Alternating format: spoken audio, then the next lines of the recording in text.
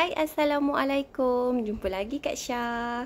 Kak Syah hari ni nak kongsi hasil daripada pembacaan Kak Syah sendiri daripada buku-buku ni tahu. Antaranya ada Sihat Secara Alami, Ubat dari Dapur, yang ni by Dr. Suri Rawi daripada Mardi.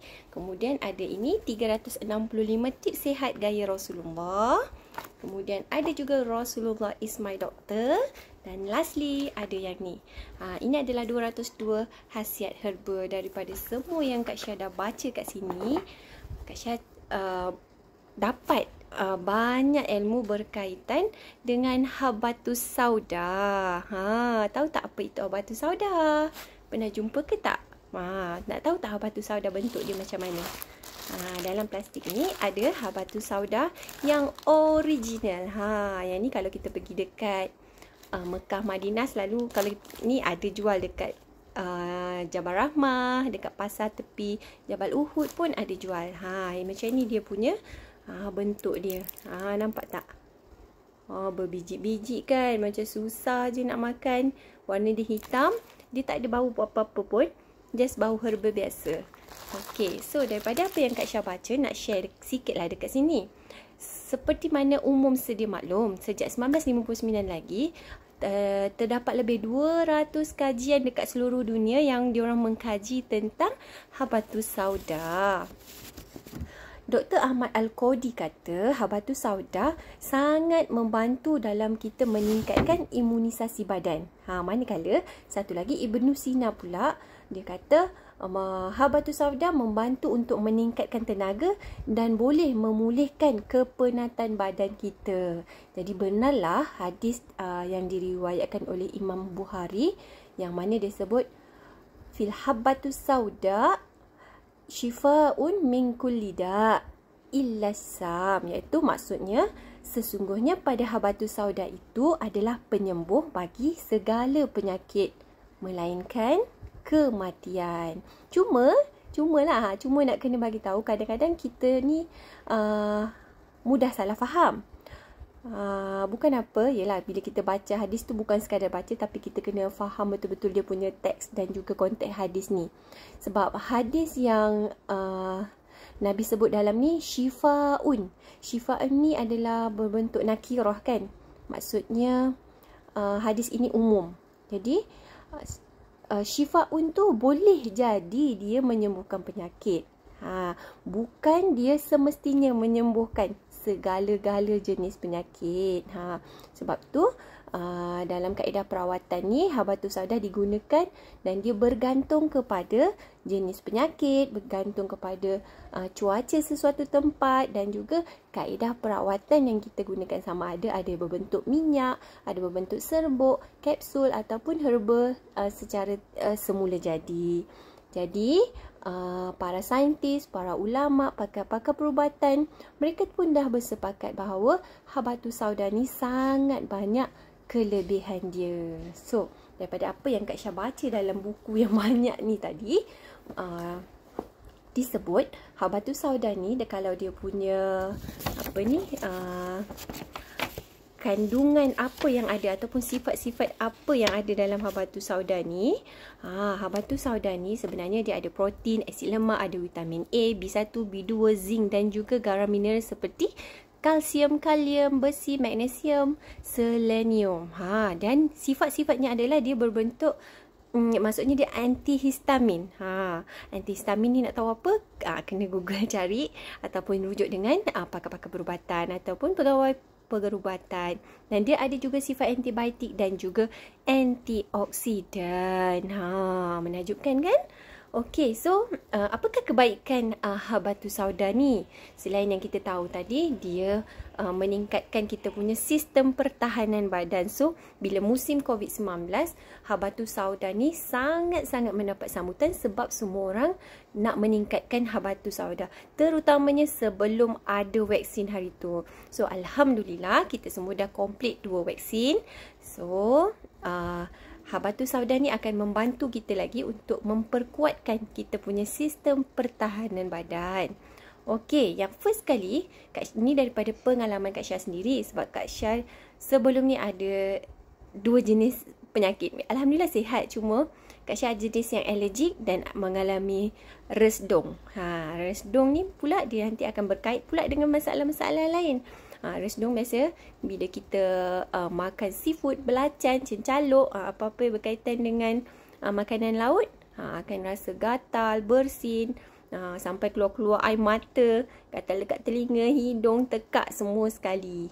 So, bila Kak Syah start amalkan habatus sauda ni, mula-mula sekali rasa makin bertambah teruk. Sebab apa tahu? Macam keluar lendir, kahak yang kuning, hijau semua terasa macam nak keluar semula. Tapi bila semua benda tu dah keluar, alhamdulillah rasa sangat lega. Itulah.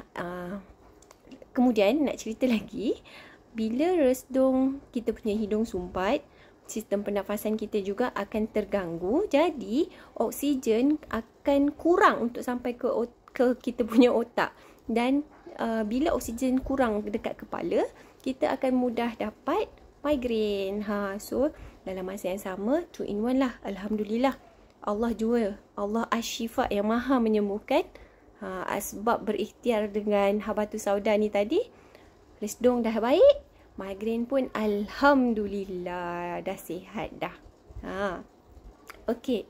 Yang ketiga, bila berkait dengan masalah sakit lutut, sakit sendi, sakit kaki ataupun lengan-lengan badan. Sekarang ni tak kiralah sama ada warga emas, ibu ayah kita ataupun kita sendiri yang mula mencecah umur 30-an, 40-an, mungkin anak dah ramai, tugas dan tanggungjawab kita tu dalam masa kita sama buat kerja, penat dan kita rasa sangat letih kan. Ataupun orang-orang tua kita yang dah mula solat duduk sebab sakit lutut, cuba amalkan habatus sauda, insya-Allah dengan izin Allah. Sebab habatus sauda ni dia boleh melancarkan pengaliran darah. So atas sebab tu insya-Allah lah boleh kembali untuk solat berdiri. Okey. Yang keempat, untuk anak-anak remaja, anak-anak daras terutamanya yang baru je datang haid, iaitu pada umur 13-14 macam tu, mereka selalu alami masalah senggugut, sakit ataupun krem dekat perut kan.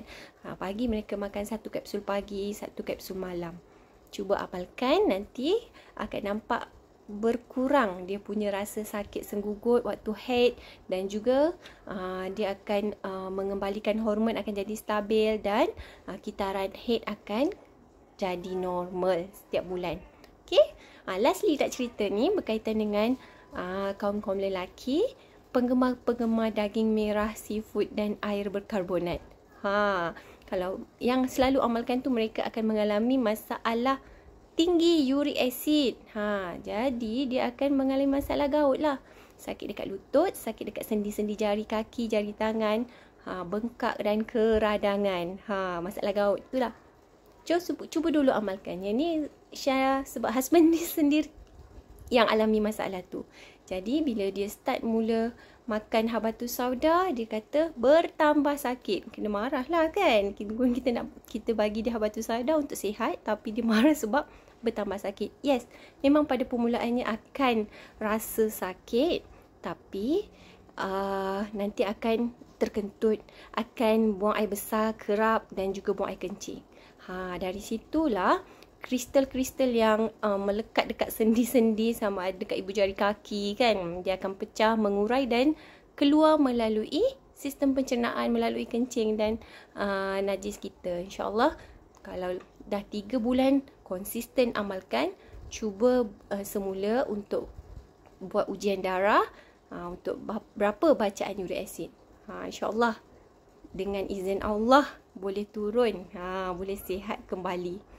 Okey, rasanya itu sajalah yang Kak Syah nak cerita. So, siapa-siapa yang nak amalkan, kalau rasa susah nak makan habatus sauda yang berbiji-biji macam ni, jangan risau, Kak Syah boleh bantu. Sebab Kak Syah dah buat sendiri. Yang ni memang Kak Syah proses sendiri. Dah dikapsulkan, yang dah di blend, kemudian kita kapsulkan, masuk dalam botol ni. So, dia dalam bentuk kapsul, licin. Jangan risau, kapsul tu halal.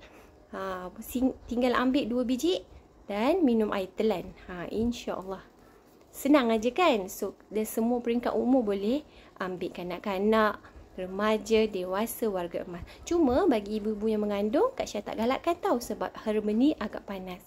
So, kalau nak amalkan, kena sekurang-kurangnya pada kandungan 7 bulan ke atas. Itu pun hanya 1 biji sehari. Ataupun sebaiknya korang dapatkan dulu hikmat nasihat daripada doktor sebelum mula makan ni. Okey. Ada apa-apa boleh WhatsApp. Nak tahu tak berapa harga ni? Sebotol cuma RM20 je tau. Dalam ada 60 kapsul. Tapi siapa beli 3 botol, Syah bagi RM55 sahaja. Sementara stok masih ada. Okey? Bye. Assalamualaikum. Kecantikan sejati datang dari hati. Assalamualaikum.